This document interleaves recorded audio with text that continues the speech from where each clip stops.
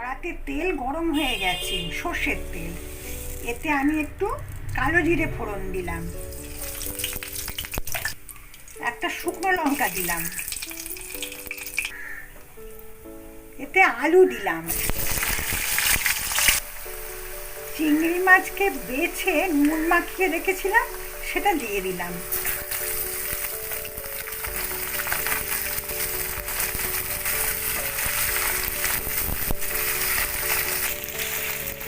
চিংড়ি মাছের রংটা চেঞ্জ হয়ে গেছে, এর মধ্যে আমি একটু নুন দিয়ে দিলাম।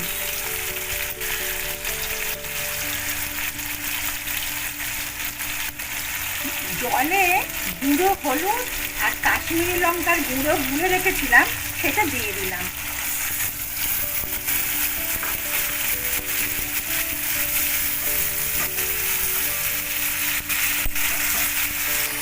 এতে একটু গরম জল দিয়ে দিলাম।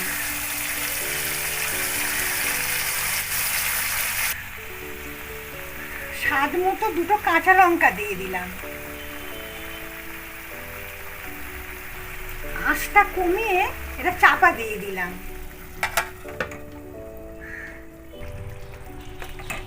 আলুগুলো সেদ্ধ হয়ে গেছে।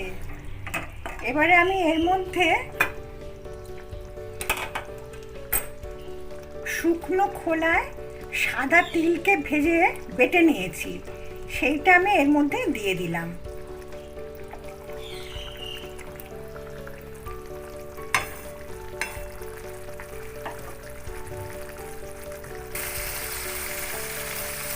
তেলটা ভেসে উঠেছে, এবারে আমি গ্যাসটা নিভিয়ে দিলাম।